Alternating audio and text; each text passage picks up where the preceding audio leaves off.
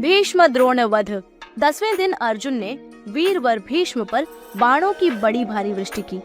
इधर द्रुपद की प्रेरणा से शिखंडी ने भी पानी बरसाने वाले मेघ की भांति भीष्म पर बाणों की झड़ी लगा दी। दोनों ओर के हाथी सवार, घुड़सवार, रथी और पैदल एक दूसरे के बाणों से मारे गए। भीष्म की मृत्यु उनकी इच्छा के अधीन थी। जब पांडवों को ये समझ में आ गया कि भीष्म के रहते वो इस युद्ध को नहीं जीत सकते, तो श्री कृष्ण के सुझाव पर उन्होंने भीष्म पितामह से ही उनकी मृत्यु का उपाय पूछा।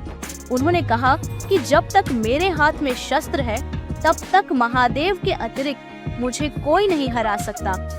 उन्होंने ने ही पांडवों को सुझाव दिया। शिखंडी पूर्व जन्म में अम्बा थी, इसलिए वो उसे कन्या ही मानते थे। 10वें दिन के युद्ध में अर्जुन ने शिखंडी को आगे अपने रथ पर बिठाया। शिखंडी को आगे देखकर भीष्म ने अपना धनुष त्याग दिया। उनके शस्त्र त्यागने के बाद अर्जुन ने उन्हें बाणों की शैया पर सुला दिया।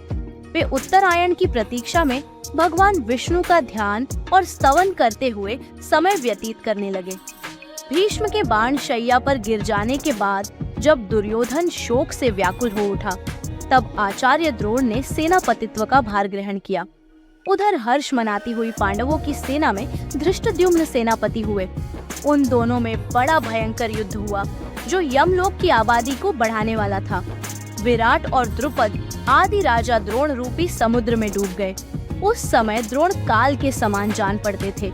इतने ही में उनके कानों में यह आवाज आई कि अश्वत्थामा मारा गया।